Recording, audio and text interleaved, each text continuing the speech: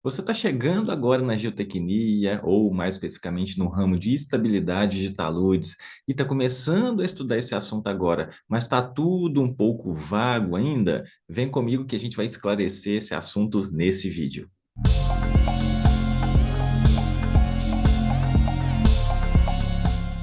Bom, vamos lá. Primeiramente, a gente precisa entender qual é o conceito de talude e por que falar em estabilidade de taludes, de encostas. Primeiramente, um talude nada mais é do que qualquer superfície inclinada de solo ou rocha, tá? Essa é uma definição que você vai ver lá no livro da Denise Gescovitch, de estabilidade de taludes. Fica aqui a dica, porque é uma literatura excelente para quem está começando ou para quem já atua na área e está constantemente precisando reciclar conhecimento, precisando se interar um pouco mais sobre a teoria de estabilidade de taludes. E aqui você vê, basicamente, né, um modelo aqui, um exemplo clássico, onde a gente vai ter a crista, ou o topo, a superfície desse talude, a inclinação é o talude propriamente dito, o pé.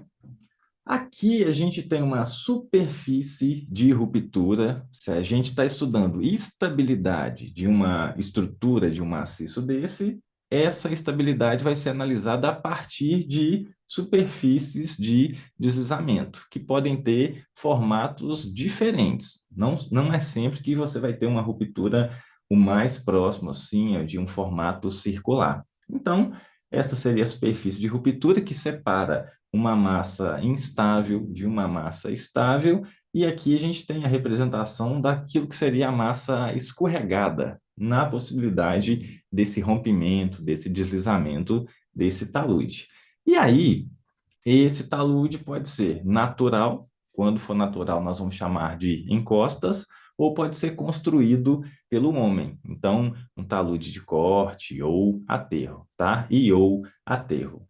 Bom, se a gente está estudando estabilidade de taludes, é importante a gente pensar em quais são os mecanismos de desestabilização dessa encosta, desse talude. E nós podemos citar a redução dos parâmetros de resistência do solo ou rocha que compõem, né, esse maciço. A partir de que acontece essa redução?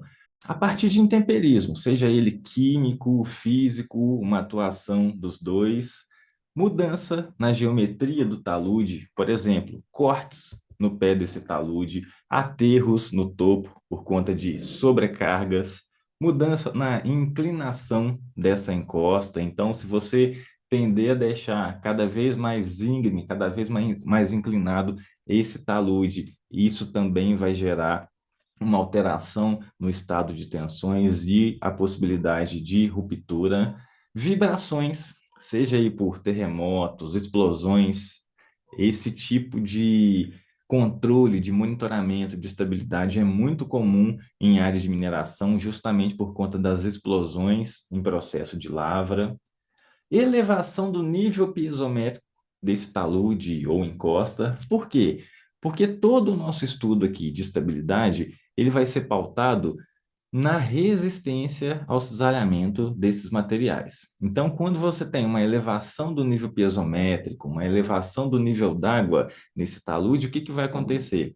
Nós vamos ter uma massa cada vez mais pesada, devido ao peso da água, que preenche agora os vazios do solo, e vamos ter, em contrapartida, uma redução da tensão efetiva no solo, que está diretamente relacionado com a resistência ao cisalhamento. Isso aqui especificamente falando para solo. Aplicado aí a maciços rochosos, essa água também vai ter influência, lavando aí possíveis descontinuidades, deixando aquela superfície mais lisa, com menos atrito, o que pode proporcionar também tipos de movimentos de massa.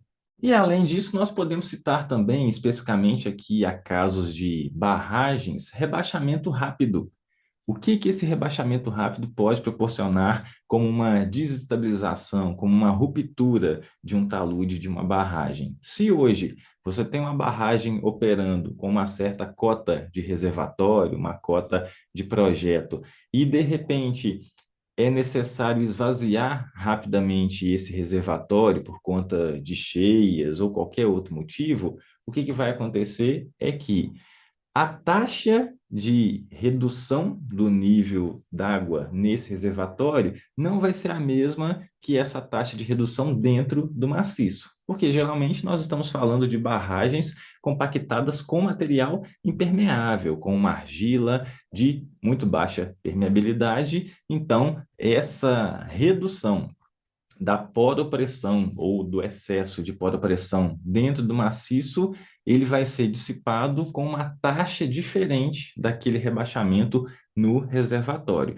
Então, você passa a ter, em uma mesma cota, uma pressão em excesso da água dentro do maciço, próximo ao talude de montante, enquanto lá no reservatório essa pressão já não existe. O reservatório já abaixou. Isso também é um gatilho para possível ruptura desse talude da barragem.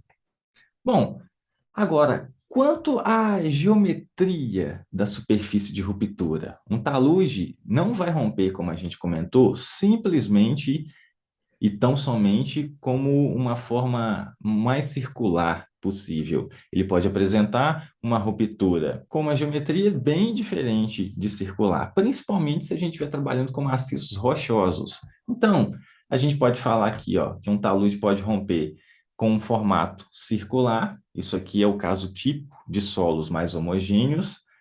Você está vendo aqui uma imagem, ó, um perfil bem considerável, aqui um latossolo bem homogêneo, com um perfil bem espesso.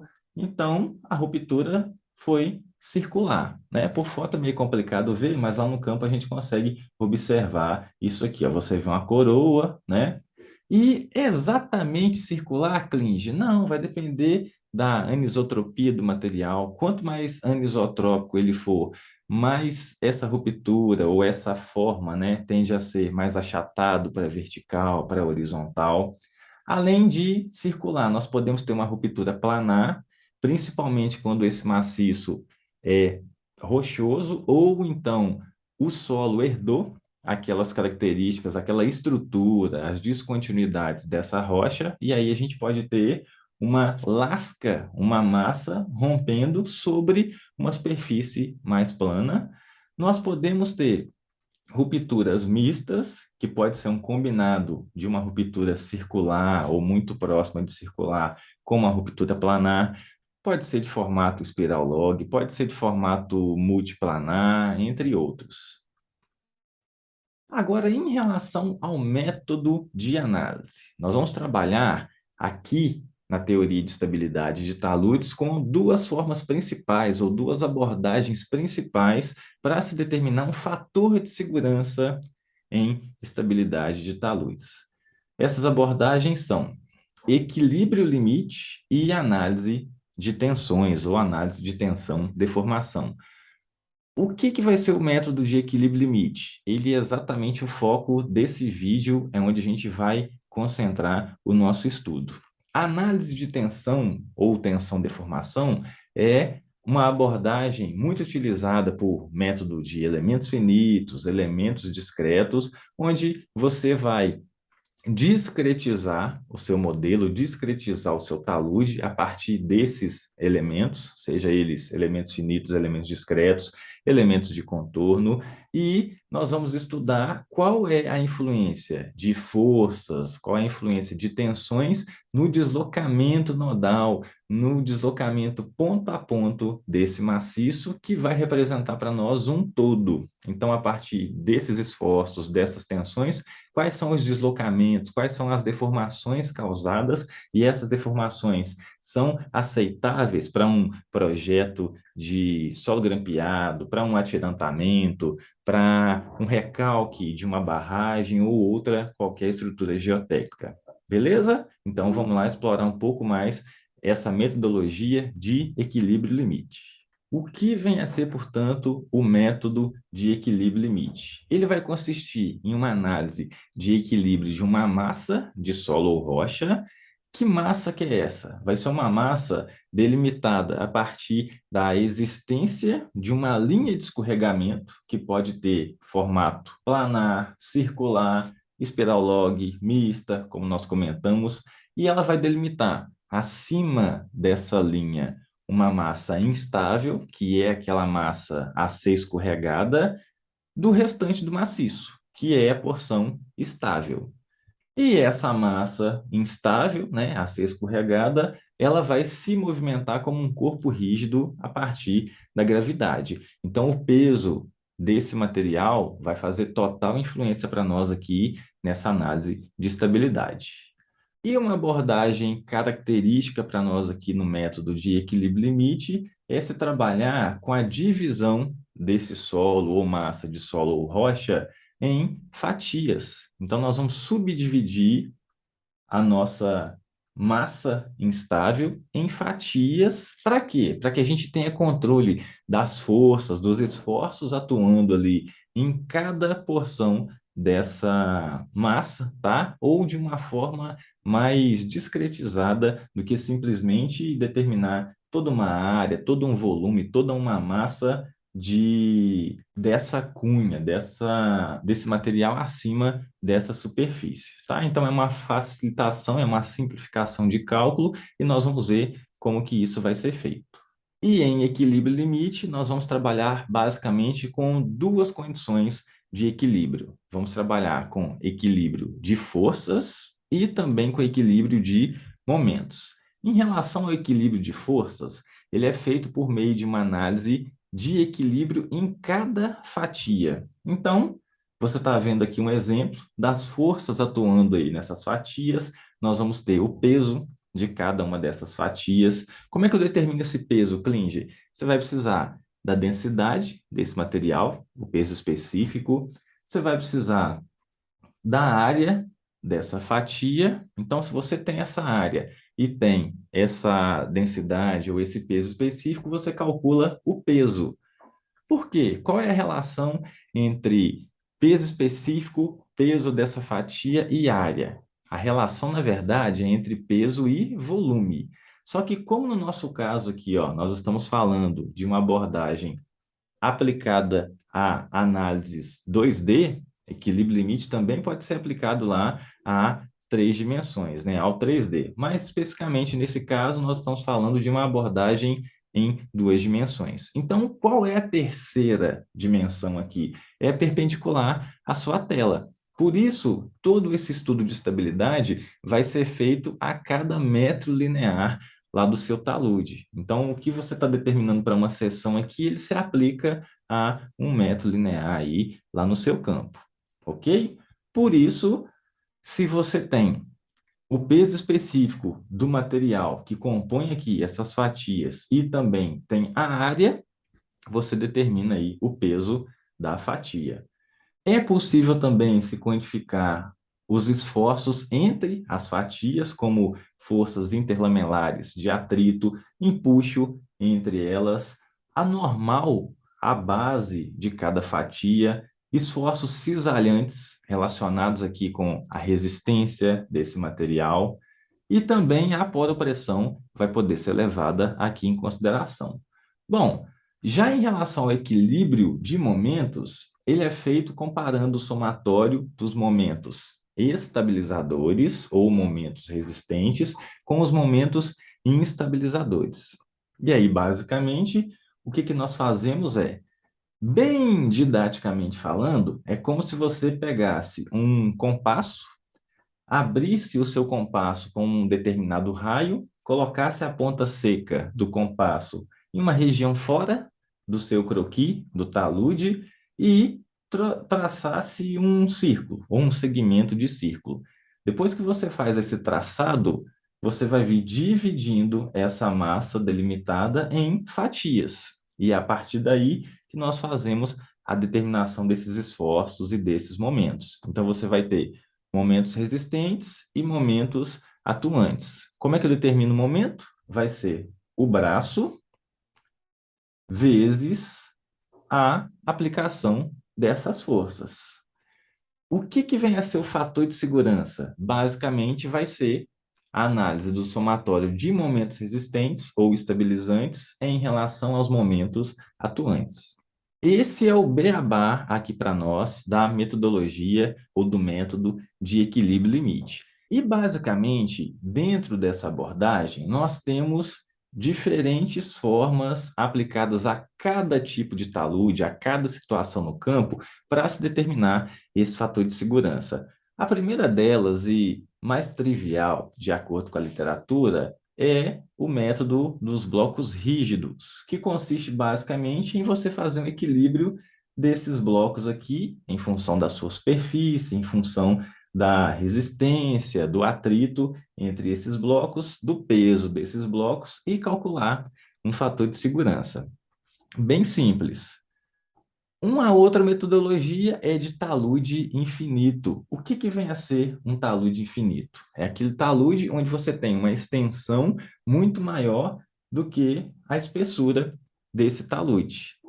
E como que a gente determina um fator de segurança a partir daqui? Basicamente, é da mesma forma. Você vai fazer um estudo de esforços, tensões resistentes em relação a esses esforços ou tensões atuantes. Então, você está vendo, por exemplo, aqui, ó, toda uma massa, né? Essa área achurada representa o nosso talude infinito, e eu poderia muito bem tomar aqui, ó, uma fatia desse talude. A partir dessa fatia, eu vou quantificar qual é o peso dela, quais são as forças envolvidas nesse processo, se tem percolação, se tem influência de poda ou pressão ou não. E a partir desse peso, nós vamos determinar uma tensão normal em função desse peso, em função da tensão vertical que essa fatia está produzindo sobre essa possível superfície de ruptura, e aí nós vamos determinar a tensão normal, a tensão cisalhante ou atuante em função do peso da fatia, e conhecendo a resistência nessa interface da superfície de ruptura, nós vamos comparar resistência ao cisalhamento com essas tensões atuantes. Nós temos, por outro lado, os taludes finitos, que podem apresentar superfícies planares. Então, você está vendo aqui, ó, um caso, né? É um talude, onde nós temos possíveis superfícies de ruptura.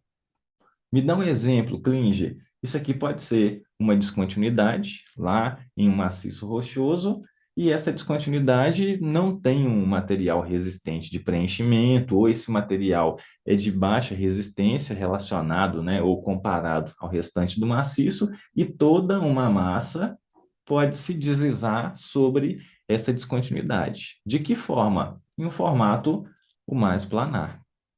Bom, quanto mais intemperizado, quanto mais homogêneo, intemperizado for o material que compõe esse talude, a tendência é que nós tenhamos uma superfície mais circular, com um formato mais circular, tá? Então, não quer dizer que ela vai ser exatamente um segmento de círculo. Podemos encontrar isso aí no campo? Sim, tá? Só que na grande maioria dos casos, a intenção é que nós representemos como um formato mais circular, mas ela vai poder ser com um formato, em função da heterogeneidade desse material, mais achatada, tá? Em profundidade, para as laterais. Então, o circular aqui para nós é uma forma da gente expressar uma aproximação desse formato de ruptura lá no campo. Isso vai depender muito da composição do seu perfil geológico e geotécnico. Você pode ter aí camadas de material menos resistente sobre camadas de materiais mais resistentes sobre rocha, e isso tudo vai te tender a apresentar superfícies mistas, superfícies com formato que não é exatamente circular, e pode ser uma combinação entre planar e assim por diante, ok? E esses não são só os tipos de ruptura que você vai encontrar no campo, principalmente maciço rochoso. Nós temos ruptura por cunha, que é quando duas descontinuidades ou duas fraturas mergulham se encontrando, formando uma massa, né, instável acima desse encontro. Nós temos ruptura por tombamento, que é quando o mergulho dessas descontinuidades ele está em sentido contrário ao mergulho do talude, e aquilo te forma lascas, blocos que vão tombar. Enfim, em relação à ruptura em solo, propriamente dito, o tipo de ruptura mais comum é de formato circular. E aí nós temos algumas formas de determinar ou de estudar essa estabilidade desses taludes. A partir de ábacos, como você tem aqui de exemplo, ábacos de Taylor, ábacos de Rick-Bray, e também, o que é mais utilizado aqui para nós, é a metodologia das fatias, ou método das fatias. Em que consiste esse método? Basicamente, nós temos aqui um talude, vamos estudar N superfícies circulares e vamos dividir essa superfície em fatias, tá? Tem algumas nuances aqui específicas que vão se diferenciar em relação ao amplo método de equilíbrio limite. É exatamente a mesma coisa, Klinger? Não. Método das fatias é um exemplo muito clássico do que é o método de equilíbrio limite. Então, vamos lá ver o que é necessário para se utilizar esse método das fatias. Primeiramente, já falamos que é a forma mais utilizada em estudo de estabilidade por não apresentar restrições quanto à homogeneidade ou à heterogeneidade do maciço, tá? Do solo. Também não apresenta restrição em relação à geometria do talude. Nós podemos ter um talude mais ou menos inclinado, podemos ter uma superfície plana ou não desse talude, e essas análises podem ser feitas tanto em termos de tensões totais, quanto em termos de tensões efetivas. Bom, então a gente pode trabalhar com taludes heterogêneos, isso aqui é excelente para a nossa abordagem, com a superfície irregular, tá? E é possível se incluir distribuição de poropressões nesse estudo de estabilidade. E esse método das fatias, portanto, consiste nessas seguintes etapas. O talude vai ser dividido em fatias, como a gente está vendo. Nós vamos assumir que a base de cada fatia é linear. Então, quanto mais fatias você utilizar aqui, ó, você discretizar esse talude, mais próximo da realidade, né, de uma superfície cada vez mais circular, você vai estar. Só que isso tem um custo, tá? Trabalhando aí com software, por exemplo, nós vamos falar em custo computacional e isso vai te levar alguns segundos, minutos ou até horas, dependendo aí do algoritmo, a um tempo a mais de compilação da sua análise. Qual é uma das exigências aqui? Deve-se garantir que a base da fatia esteja contida no mesmo material. Então, não pode existir dois materiais na base da fatia. Como é que eu resolvo isso, Klinger? Se tivesse aqui ó, um terceiro material, né, um segundo material, um terceiro material e assim por diante, você vai determinar esses esforços, momentos, para cada fatia, especificamente em cada camada diferente. Como assim, Clint? Não ficou claro. Deixa eu desenhar aqui, ó. Vamos supor que nós tivéssemos aqui uma segunda camada de solo. Então, aqui para cima é uma camada, aqui para baixo é outra camada. Essa fatia, ó, ela está só nesse solo de cima. Essa fatia aqui até essa profundidade é solo de cima, dessa profundidade para baixo é outra fatia, então está em outro solo. Essa fatia aqui, ó, foi também dividida em duas, então aqui ela é uma, aqui já é outra fatia. Essa aqui é a mesma forma, e assim por diante. Eu não poderia ter uma camada dividindo aqui, ó. Aí, ó, esse triângulo, na verdade, o que está acontecendo com ele?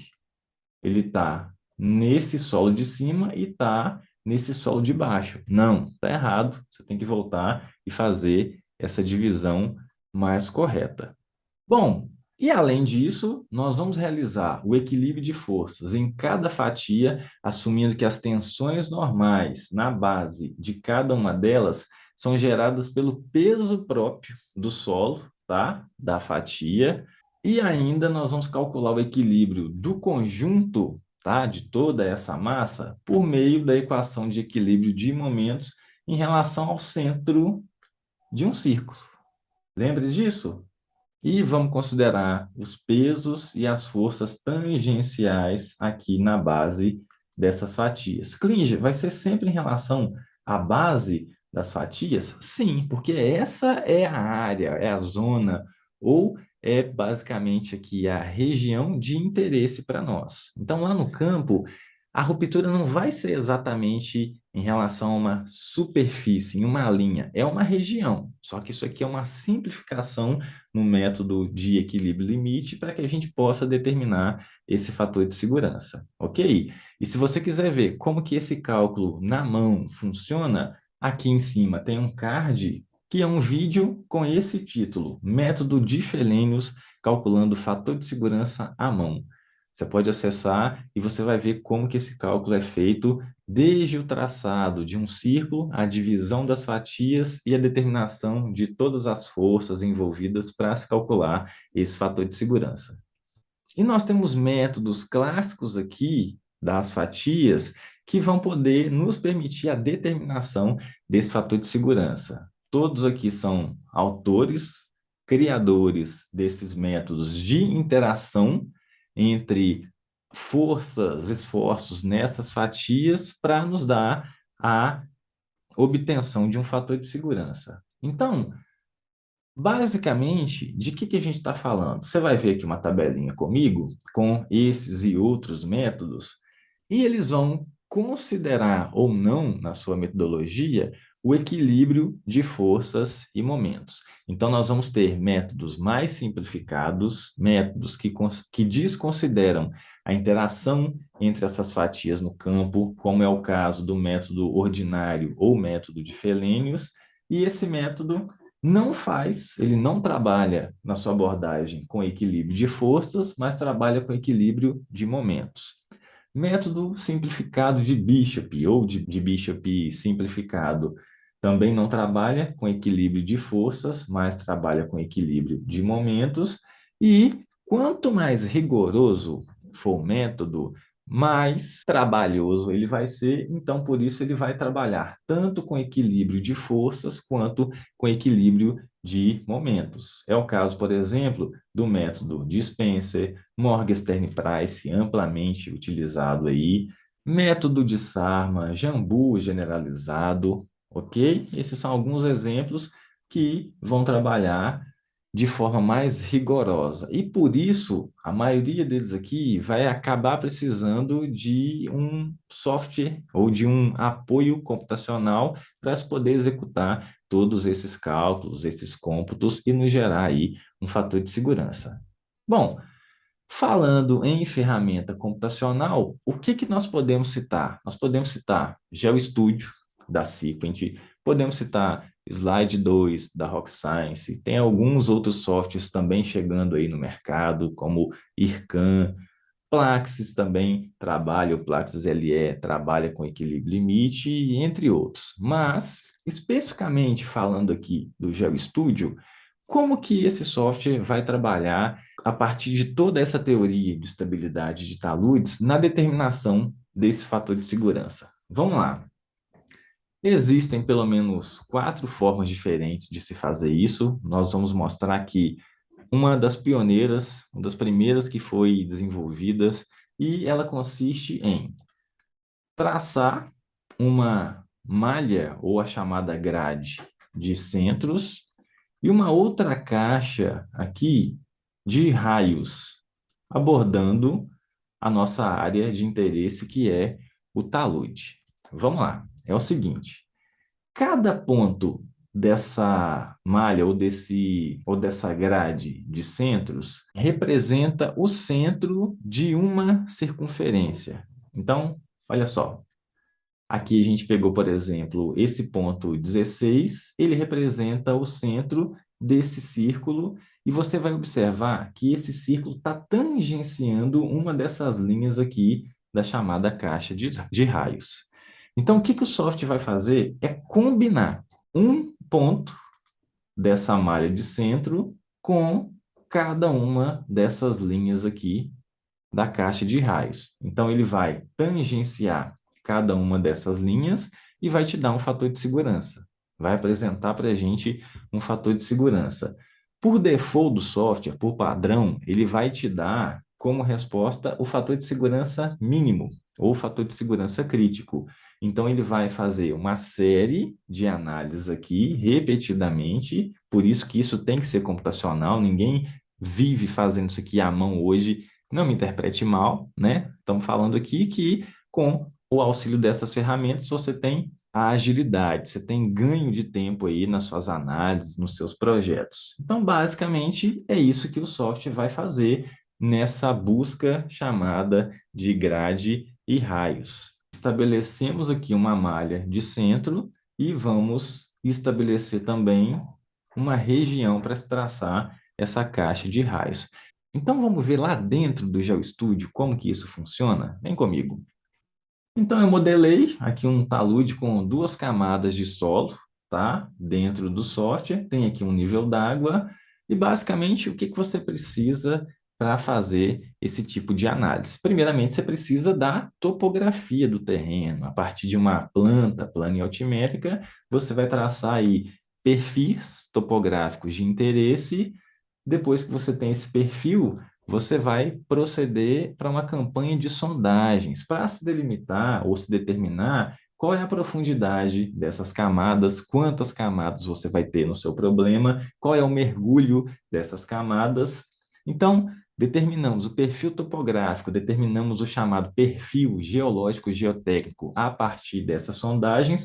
Você também vai precisar das propriedades dessas camadas, seja ela solo ou rocha. Então, a gente está falando aqui de peso específico desses materiais, peso específico natural, peso específico saturado. Estamos falando de propriedades de resistência ou parâmetros de resistência, como coesão e ângulo de atrito, especificamente aqui para o caso de solos, né, trabalhando aí com o critério de Mohr-Coulomb. E onde que a gente faz essa entrada de dados, Klinger?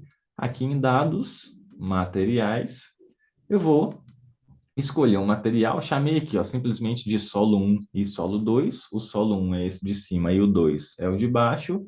E aqui a gente pegou, ó, modelo do material, critérios de Mohr-Coulomb, mas a gente tem outros critérios aqui também. Você vai ver qual que lá no campo, né, representa melhor as suas condições. Levei esse material para o laboratório. Como é que ele se manifesta? O critério de Mohr-Coulomb representa ou não esse material? Ah, é rocha? Se for rocha, nós temos outros critérios mais específicos para rocha, como é o caso de Rick-Brown, Barton Bandes, ou até mesmo um modelo de alta resistência, dependendo do caso.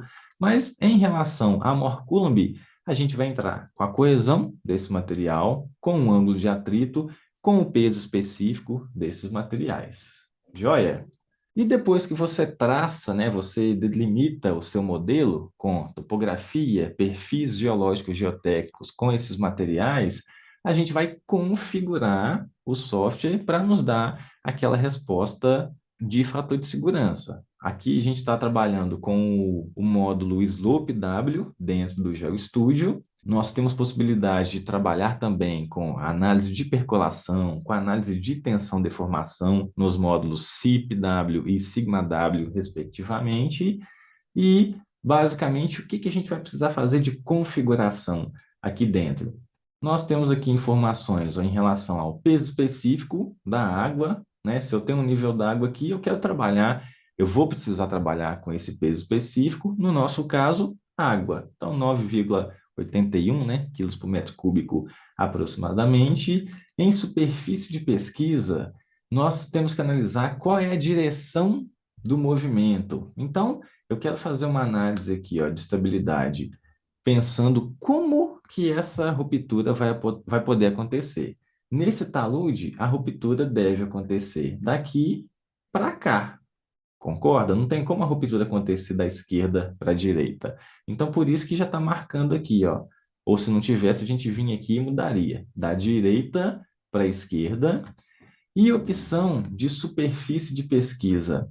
Aqui você está vendo uma, duas, três, quatro, 5 formas diferentes. Nesse vídeo a gente vai ficar com essa, que é a mais básica delas, para a gente poder entender como que o algoritmo, como que o software vai trabalhar nessa busca. Grade e raios. O que que vai ser isso? Nós vamos traçar aquela grade, então você simplesmente vai delimitar essa região. ele vai falar para nós, ó, aplicar grade de pesquisa. Qual é o número de incrementos? Eu gosto de trabalhar com no mínimo 10, tá? Em X e Y. Vou colocar 20 aqui, ó. Vou fechar e eu vou ter que inserir também a caixa de raios. Então, qual que é a metodologia? Lembra? Cada um desses pontos da malha é o centro de uma superfície ou de uma circunferência que tem que tangenciar aquelas linhas de raios. Então, eu posso delimitar uma região aqui onde eu quero essas linhas. E aí o software vai perguntar, qual é o número de incrementos? Então, se eu reduzo aqui, ó, os incrementos, ele também vai reduzir para mim as linhas que vão ser tangenciadas. Se eu aumento, vai estar lá. Olha lá, várias linhas, né? 20 incrementos. Quanto mais linhas tem, quanto mais pontos tem aqui na grade, mais representativa fica a sua análise e ela tende a te dar uma resposta melhor. O que que é uma resposta melhor? É um fator de segurança cada vez menor aqui no nosso estudo. Joia? Então, vamos lá, ó.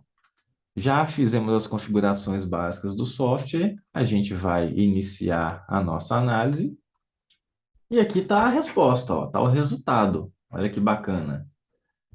1,69, vamos ver essas grades aqui, ó. Olha lá. A superfície crítica, ela está tangenciando essa linha aqui, ó. Tá vendo que legal? Esse é um segmento de círculo. E o fator de segurança mínimo, né?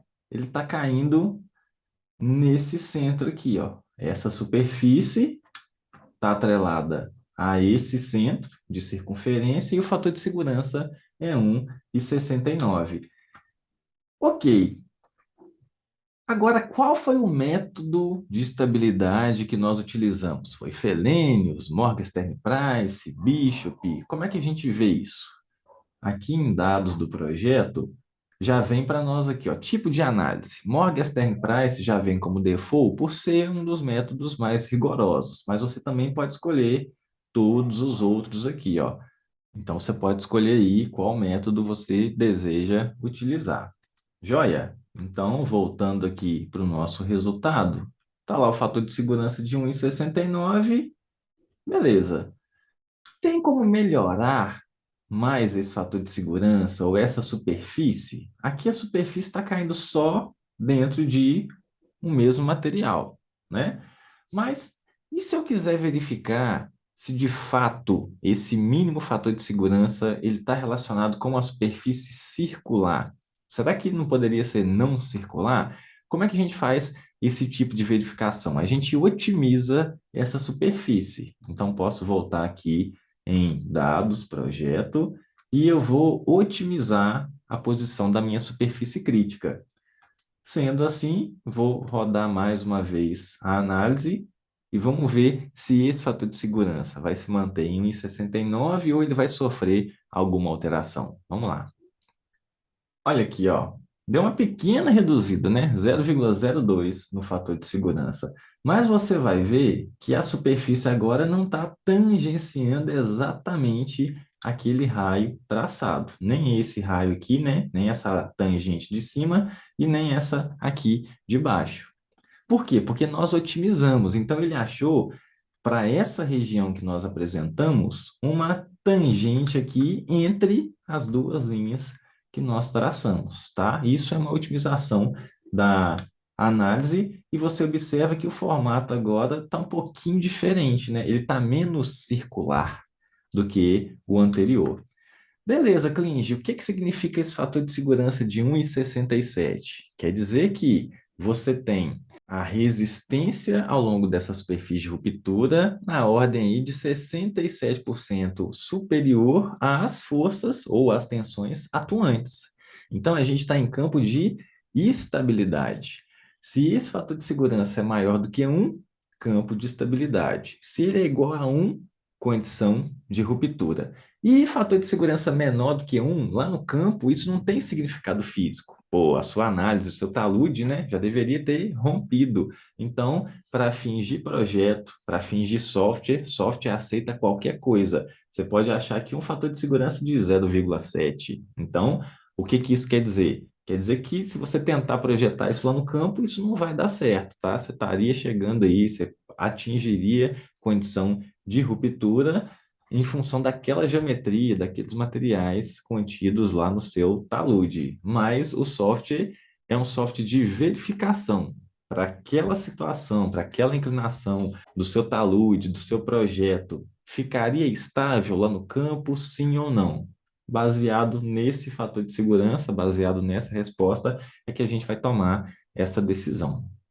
E aí, gostou desse vídeo? Espero que ele tenha te ajudado. Se você ainda não é inscrito nesse canal, faz aqui a sua inscrição, deixa a sua curtida nesse vídeo, porque com isso o YouTube entende que esse conteúdo é relevante para pessoas que, assim como eu e você, também têm interesse em estabilidade de taludes e geotecnia de forma geral. E se você tem interesse em softwares de estabilidade de taludes, como GeoStudio, Slide 2, você está convidado a conhecer o meu treinamento chamado Expert em Softwares de Estabilidade de taludes, cujas inscrições vão abrir em breve. Então, aqui na descrição desse vídeo tem um link para você entrar para a lista de espera desse treinamento. E esse vídeo também conta com o apoio de Sequent e Bentley Systems, que são nossas novas parceiras aqui no canal. Inclusive, ganhei essa camisa da Sequent no Cobranseg. Um abraço aí ao Lucas, a Daniela, a Marina e toda a equipe. Você está convidado também a conhecer as soluções da Sequent. Aqui na descrição desse vídeo também vai ter um link